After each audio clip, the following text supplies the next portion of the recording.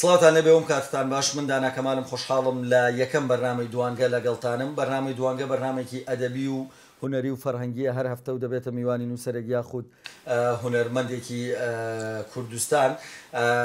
بۆ ئەم بەرنامەیەش میوانداری زۆر بەڕێز مامۆستا حەمە کەریم عارف نووسەر و وەرگێڕمان کردو. لەم بەرنامەیەدا باز لە کاری وەرگێڕان دەکەین و هەروەها باز لەو زۆر و بۆری و خەوشی کە لە ئەمڕۆیە لە با بڵێن مەسایلی کاری وەرگێڕانە هەیە. ئایا ئەو وەرگێڕانەی کە لە ئێستادا بە قاموس سەرقاڵی وەرگێڕانی کتێبەکانن تا چەند ئەهمیەت و گرنگیانەیە یاخود و کتێبخانە کوردیەکانیان دەوڵەمەند کردووە. بۆ ئەم پرسیارە و چەندین پرسیاریکە ڕوو دەکەمە میوانەکەم کە بەڕێز مامۆستا حەمە کەریم عارفە. مامۆستا گیان بەخێر بیت. زۆر سپاس دەکەم، ئێوە بەخێر بێن. مامۆستا با دەستپێک لەوە دەست پێ بکەین کە وەرگەڕان هەیە و وەرگێڕانیش هەیە. بەڵێ زۆرێک لە کتێبەکان لە بری ئەوەی وەربگێڕدرێن وەردەگەڕێن. بەڵێ پێم خۆشە دید و سەرنجیەوە لەسەر ئەم دەستەواژەیە بزانم. ئەگەر تەمەشای کتێبخانەی گشتی هەر نەتەوەیەک بکەی، سێرەکەی نسبەتێکی زۆر ڕێژەیەکی زۆر لە کتێبی ناو ئەو کتێبخانەیە وەرگێڕانە. چونکە هیچ ملەتێک بە تایبەتی لەم سەردەمەتی شتێپەڕی ئێستاە ناتوانێت بە تەنیا هەموو کایە معرفەکان بەرهەم بێنێ. لەبەرەوە بۆ ئەوەی ڕێگاکان قەتبڕ بکە ناچارە بێ پەنا بباتە بەر وەرگێڕان. فەرق زۆرە لە بینی وەرگێڕان و لە بینی وەرگەڕان. وەرگەڕان یعنی شێواندن، یعنی وێرانکردن، یعنی جانبە سەلبێکە. بەڵام وەرگێڕان بۆ خۆی پیشەیەکە، پیشەیەکی زۆر گەورەیە. یعنی ئەبێ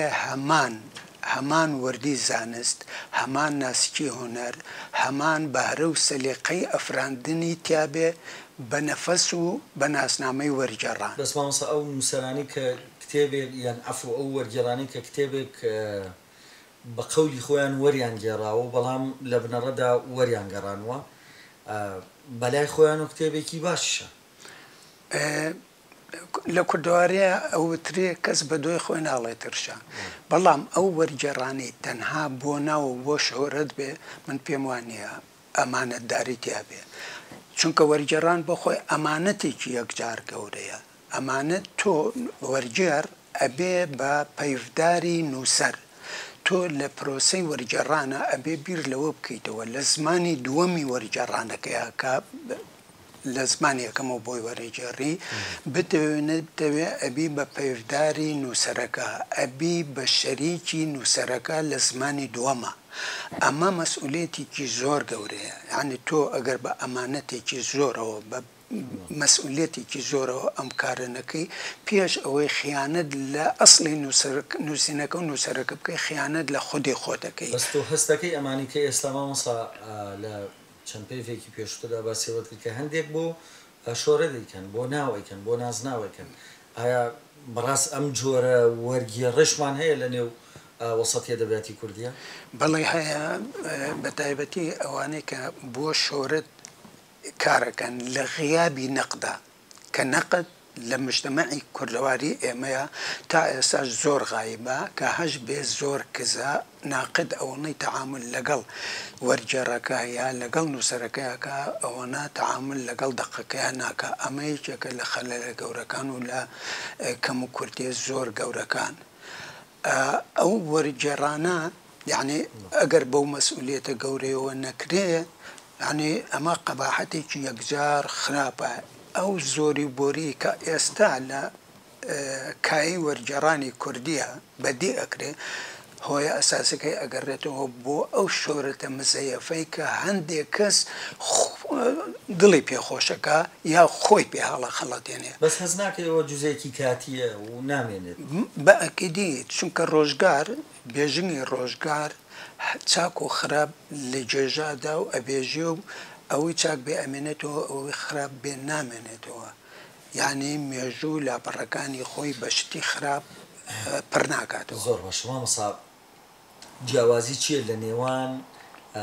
وەرگێڕانێک کە لە زمانی خۆیەوە یعنی لە زمانی یەکەمەوە مەبەستمە تێکستێکی ئینگلیزی هاتۆتە بەردەستی جەنابەت ڕاستەوخۆ لە زمانی ئینگلیزی وەریەگێڕیتە سەر زمانی کوردی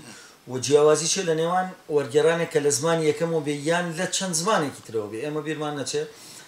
لە نێو کتێبخانەی کوردیە یان کتێبخانەی کوردی زۆر دەوڵەمەنە بە جۆرێک لە وەرگێڕان کە لە زمانی جاری وایە دووەم و سێم و چوارەمی ژاتووە وەنە تێکستێکی چیخۆف ڕووسی بووە وەرگێڕاوەتە سەر زمانی فەڕەنسی لە فەڕەنسیەوە بۆ ئینگلیزی لە ئینگلیزیەوە بۆ فارسی اینجا لە فارسی شۆکراوە بۆ کوردی و ئەو نمونە زیینوانەشمان لە چەندین کتێبی کەیا هەیە ئەمەیان چۆن ئەبینن ئایا کامیان باشە لە زمانی یەکەمەوە یاخود لەو زمانانەی باسی گومان لەوەیان نییە لە زمانی یەکەمەوە زۆر باشترە وەکو لە زمانی دووەم و سێەمەوە یعنی لە زمانی یەکەمەوە ئەو کاڵبوونەوەی کە لە زمانی دووەم و سێەمە هەیە لە زمانی یەکەمە ئەو کاڵبوونەوەیە نییە کە تۆ دێی تەرجەماکەی لە دنیاە وەکو چۆن دوو ئینسانی 100% وەکو یەک نییە دوو زمانی تەواو وەکو یەکش نییە لە ڕووی دەربڕینەوە لە ڕووی گزارشتەوە لە ڕووی مەفاهیمەوە لە ڕووی پەندی پێشینانەوە لە ڕووی قسەی نستەقەوە جا ئێمە مشکلەکەمان ئەوەیە بەشێکی تەواوی ئەو بەرهەمانی کە وەرێ جەڕین لە زمانی دووەم و سێەمەوەیە ئەمە یەکەم ئەگەڕێتەوە بۆ تەمەڵی ئەوانەی کە زمانی ڕاستە و خۆی زیندوی دنیا ئەزانن یا ئەوانە بەهرەی وەرگێڕانیان تیان نییە و لەو کایەیە کار ناکەن ئەوانی تر لە ڕووی دڵسۆزیەوە زۆر جار لە ڕووی دڵسۆزیەوە لە زمانی دووەم و یا سێەمەوە تەرجەمە ئەکەن کە ئەمە یەتە سەر زمانی کوردی کاڵبوونەوەی یەکجار زۆر بەخۆوە بینن هەر ئەمەش هۆیەکە لەو هۆیانەی کە هەستەکەی پرۆسی وەرگێڕان لای ئێمە کاریگەریکی ڕۆشنبیری گەورە دروست ناکە یعنی ئەمە بۆ خۆی کارێکی خراپە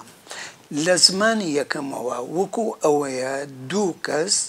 یا دوو لایەن ڕاستە و خۆ گفتوگۆ بکەن لەگەڵ یەکە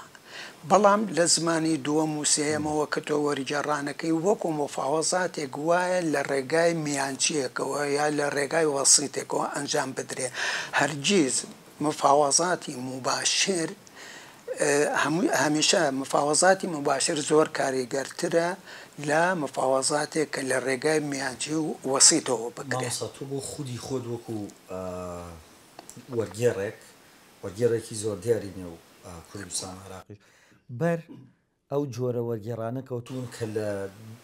لە زمانی یەکەمەوەە لە دوو زمان بێ یاخود لە سێ زمانەوە بێ لە ئەسناکاری وەرگێڕانتانە من هەندێک لە بەرهەمەکان ئەو بەرهەمانی کە ئەساسن معجب بووم پێی بە دڵم بووە یا خۆزگەم خواستووە ئەو بەرهەمە هی من بواە لە زمانی دووەمەوە هەندێک بەرهەمم وەرگێڕاوە بەڵام چیم کردووە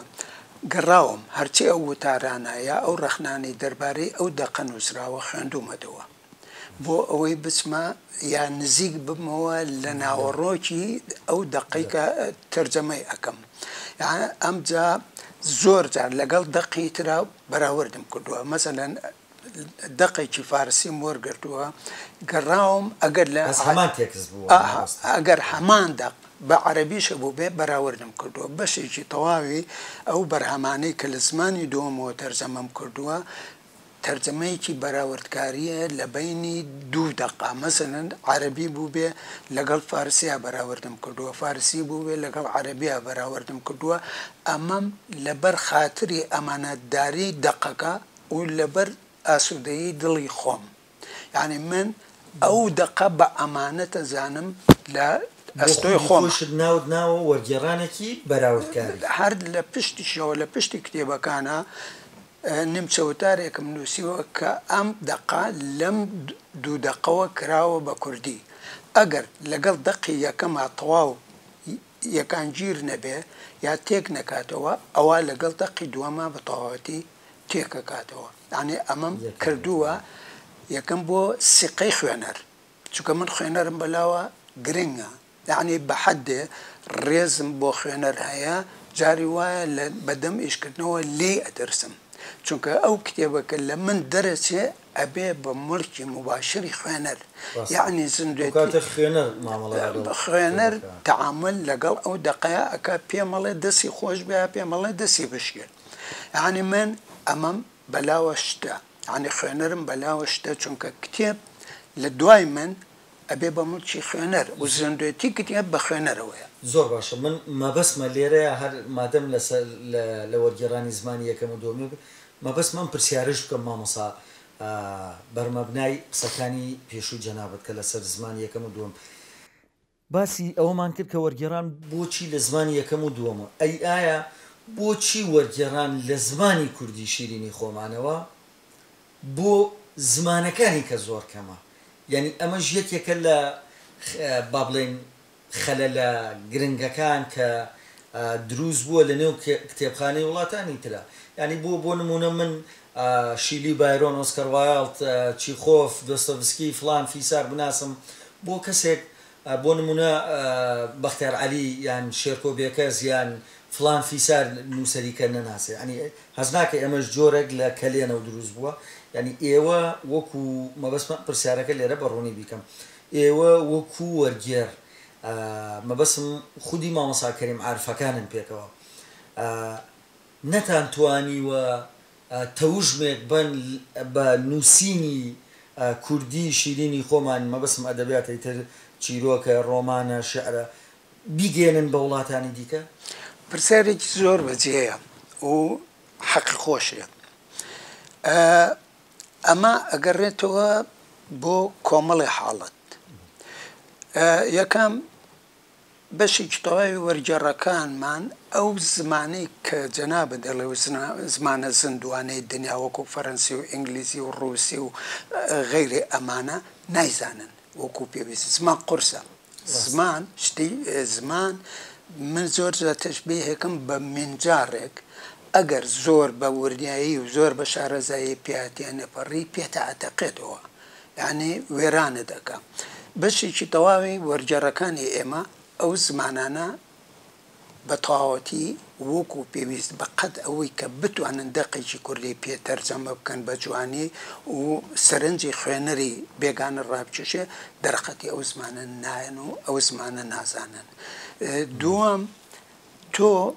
دەقێکی کوردی یا زۆر جا ئێمە سقەمان بە دەقە کوردیەکان نییە، لەبەرەوەی ملەتێکین زۆر سقەمان بە خۆمان نییە، سقەمان بە دەقەکانشمان نییە. کە تۆ دەقێکی کوردی تەرجەماکە یەکەمان پرسیارە لە خۆتەکەی ئایا ئەم دەقە ڕووی مەجلیسی ئینگلیزی زمانی هەیە، ڕووی مەجلیسی فەرەنسی زمانی هەیە، ڕووسی زمانی لە ڕووی هۆنەرێتی دەقەکەەوە، لە ڕووی عالەمیەت و ئینسانیەتی دەقەکەەوە ئەمەی هەیە یان نییە. ئەمجا گریمان تۆ دی دەقێکی زۆر جوانی مەسەلەن قەڵای دمدم کە ڕۆمانێکی بە هەوەیەکی کوردی زۆر جوانی هەیە. ئەمە تەرجەمەکەی بۆ ئینگلیزی، ئەمە مەسرەفێکی زۆرێوێ. تۆ ئەبێ دارنەشتێکی ئەو تۆ لە ئینگلیستان بدۆزیتەوە تەبەنی ئەم دەقەی تۆ بکەن، چەندیان ئەبێ پارەی بدێ، تۆ چۆن ئەتوانی بازار بووە ئەم دەقە پیا بکەی. خۆ تۆ ئەگەر قەرار بێت دەقە کوردیەکە بە ئینگلیزی لێرە چاپکەی و بیدێ بە خوێنەری کورد هیچت نەکردووە، چونکە تۆ لەو حاڵەتەیە مەبەست ئەوەیە دەقە کوردیەکە بە خوێنەرێکی ئینگلیزی زمان بناسێن. بەس مامۆستا عەفوکە ئەگەر لە ڕووی کولفێشەوە زۆرێکی تێبچێ هەر هەمان با بڵێن تاسۆ حەمامەکەی لە بۆ کوردیش هەروایە. ئەو بۆ نمونە جەنابەت کتێبێک لە ئینگلیزیەوە وەرئەگێڕیت توش کولفەیەکی زۆر تەوێ، بۆ نمونە دوای ئەو هەموو زەحمەت و ماندووبوونەی خۆت وزایت ئەیبێتە چاپخانە ئەم کتێبە، ئایا کێ پارەی سەرفکردنی بۆ چاپخانەیەکی ئینگلیزیش یان بۆ مەکتەبەیەکی ئینگلیزیش هەر هەمان شتەکە؟ هەمان شتە ئەوەی تۆ لێرە بۆت جێبەجێ ئەکرێ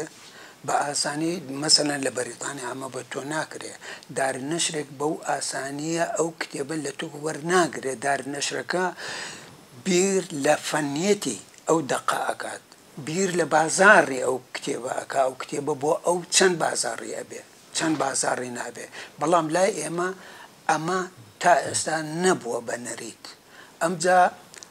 لای دارنەشرە ئینگلیزیەکە مەسەلەن ڕەقیبی لوغەوی هەیە،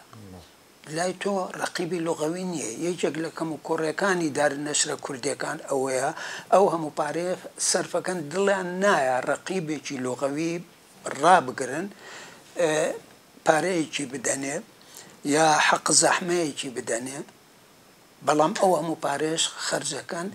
لە نەتیجەشە کتێبەکە ئەوێتە بازارڕەوە ئەو کاریگەریە ڕۆشنبیری کە پێویستە وەکو داینەمۆیەک بزوتنەوەی ڕۆشنبیری کوردی بجوڵێنێ ئەوەشی نییە. مامۆستا چی بۆ وەرگێڕانەڵێن کە بە قاموس یاخود فەرهەنگۆکێکیان پێە و سەرقاڵی وەرگێڕانی زۆر جار شاکارێکن یان ڕۆمانێکن یان چیرۆکێکی بەناوبانگن یان تێکستێکی شەعر ینی ئەم جۆرە یان بمبورە ئەم تایپە وەرگێڕشمان هەیە ئەوە هەیە بەکارهێنانی فەرهەنگ بەلای منەوە زەروریە چونکە زمان دەریایە تۆ چەند مەلەوان بی بە ئاسانی لی دەرباز نابێت لەبەرەوە مەجبوری مەسەرەن پەنابەریتە بەر فەرهەنگ بەڵام بە تەنیا بە فەرهەنگ تەرجەمە ناکرێت هەرگیز ناکرێت چونکە تۆ مەسەرەن بۆ نمونە زەلامێک لەم تەمەنی منە بە ئاسانی ناتوانێت ببێ بە ڕەفیقی هەموو کەسێک کتێبش یا دەقشکە هەڵێ بژێری پێش هەموو شتێک ئەبێ بۆ خۆت عاشقی ئەو دەقەبی لەزەتی لێ ببینی لەگەڵ میزاجی توە تێک بکاتەوە هەر دەقێک لەگەڵ میزاجی خۆتا تێکی نەکردەوە نەچی بەلایە زۆر باشترە یعنی تەنها بۆ ئەوە نییە ناوت بەسەر بەرجی کتێبێکەوە ئەبێ زۆر زاڵ بێ ئەبێ کون و کە لە ڕاز و ڕەمزی دەقەکە پێکەشف نەکرا وازی لێ بینی زۆر باشترە بۆ خۆت و بۆ کتێبخانەی کوردیش و بۆ کایی وەرگێڕانش زۆر باشە مامۆستا ئەی بەو خەوشی زۆر و بۆریەی ئێستا کتێبخانەکانی کوردی بەو کتێبە وەرگێڕاوانە من بۆ خۆمە مستەلاحە بەکارێنم وەرگەڕاوانە هەڵبەت بە ئەدەبێکی جوان و بەداوای لێبوردنەوە لە حوزوری جەنابتە چی ئەڵێن بەو خەوش و زۆر و بۆریەی ئەو کتێبانەی کە بڕوات بێ خوێنەریشیان نیە فقط وەریان ئەگەڕێنن لە پێناو ئەوەی کە وەکوی پێشتر ئاماژەت بۆ کە شوورە تێک پیا بکەن یان نازناوێک یان ناوێک من ڕێم وایە لەسەر هیچ کتێبێک سانسۆرمان نەبێ بەڵام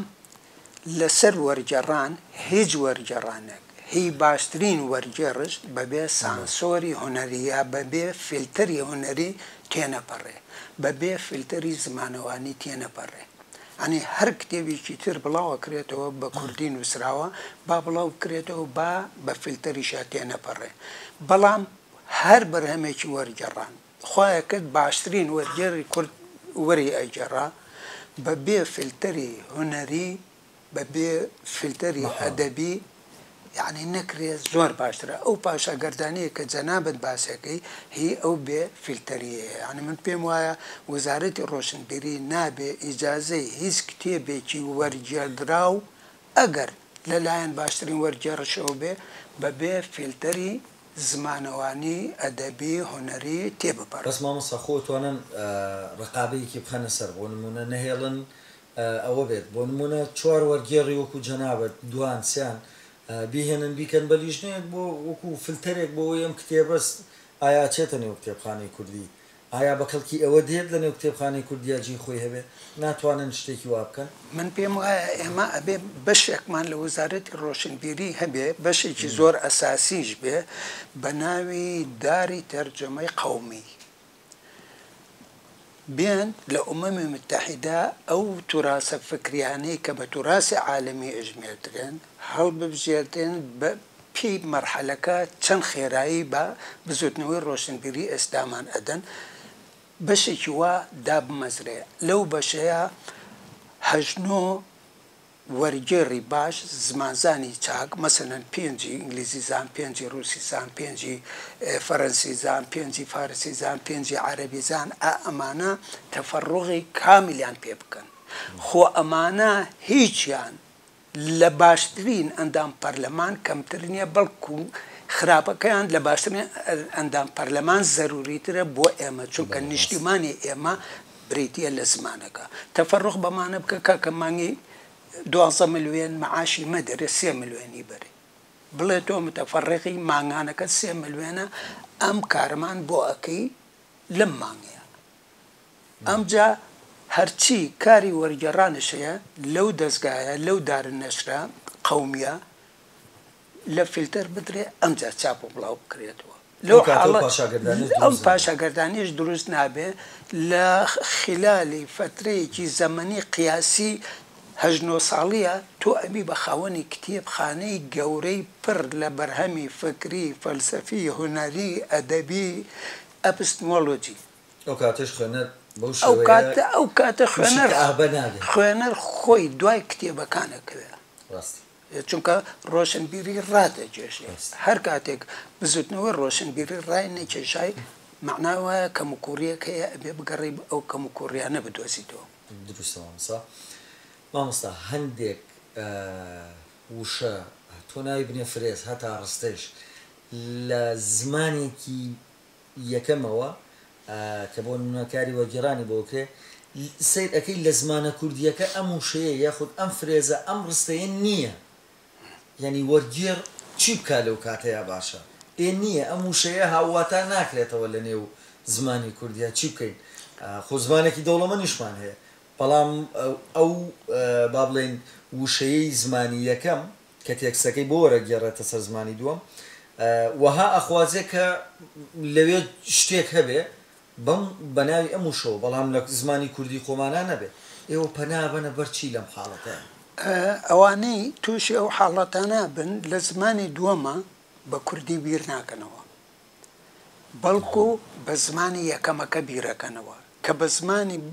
بەستە بە من بڵێن نەقڵی کوفر نییە لە زمانی یەکەمەکەیە کە دێتە سەر زمانی دووەم یعنی پرۆسی وەرگێڕان بریتێ لە هەڵۆشانە و لێکدان یعنی دەستگایەکی زۆر حساسە تۆ هەڵێوەشێنیتەوە پارچە بە پارچە ڕەگەز بە ڕەگەز لێرەدایەنەی لێرە لە زمانی دووەمە بە هەمان کەرەسە درستی ئەەکەیتەوە بەڵام لە زمانی دووەمە ئەبێ بە زمانی بۆ زمانی کە بۆی وەرەگێڕی یعنی بۆ تۆ بە زمانی کوردی بیر بکەیتەوە بەڵام لە زمانی یەکەمە مەسەڵەن ئەو ڕستەیە هەیە تۆ بیر بکەرەوە دایکت باوکت باپیرت خزمەکانت ئەوانەی کە احتیکاکی سەقافی زۆریان لەگەڵ زمانی بێگانیان نییە ئەگەر ئەو جوملەیە بڵێن چۆنیاڵێن من بەش بە حاڵی خۆم زۆر جا ئەو بابەتە جوملانم توش بووە لە دایکم پرسیوە دایکم خوێنوار نەبووە پێی وتم قەیمی بووە بەڵام کوردیزان بووە بە ئەکیدی لەبەرەوە احتیکاکی سەقافی لەگەڵ زمانی بێگانەیان نەبووە تەنها زمانی کوردی زانیوە زانیوێت ئەو جوملەیە چۆندا ئەڕێژرێ یعنی تۆ خودی وشەکەت لە زمانی یەکەمەوە دانەناوەتەوە نەخێر تەرجەمەی حرفی دلیلی بێئیمکانیەتی لغەوی وەرگێڕە لە زمانی دووەمە تەرجەمەی حرفی زۆر خەتەرە زۆر منیش مەبەستم بوو بڵێم کە زۆر خراپە تەرجمەی حرفی من کتێبم بەردید کەوتووە بەرچاو کەوتووە کە خوێندومەتەوە تەرجمەی حرفی بووە یعنی بڕوات بێ کتێبەکەم خستۆتەوە سەر با بڵێنە و شوێنە یان قەنەفە بۆی ترە شتێک بووە زۆر خراپە بەڵام ئەوەی من مەبەستمە بڵێم تۆ نەهاتووی خودی وشەکە لە زمانی یەکەمەوە دابنیت و هاتووی لە ڕێگەی کەسێکی قەیمیەوە یانەوەی کە وەکو جەنابە دەفەرمووی تێکەڵ بە زمانێکی بێگانە نەبوو بێ بەم نەمەتە بووە زۆر باشە مامەسام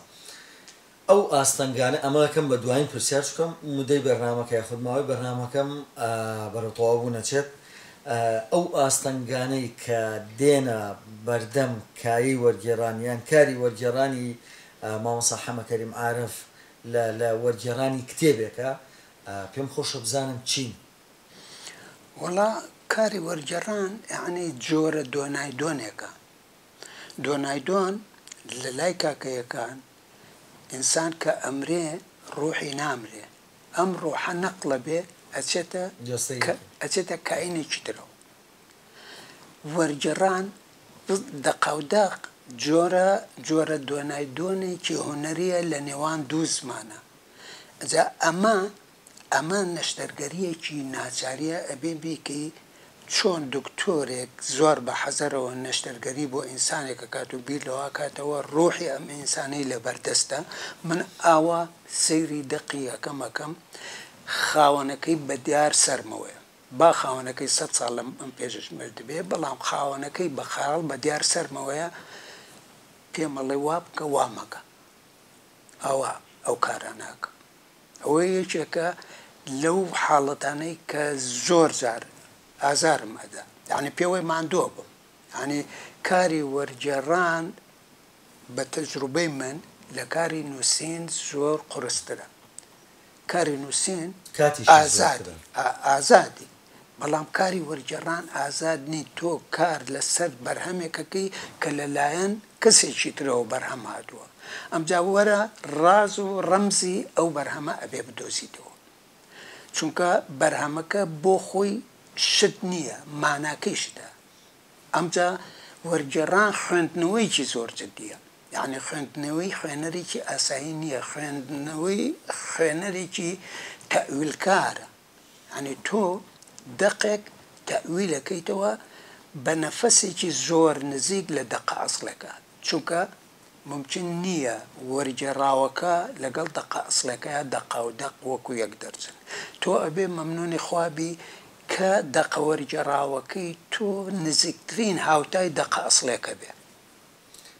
مامۆستا حەمە کەریم عارف، ئەمڕۆمان دوومان کردی، زۆر سپاس. سەرچاوم بەخێر بێن. دەستخۆش بۆ وەڵامدانەوەی ئەو پرسیارانەی کە لە بەڕێستانمان کرد.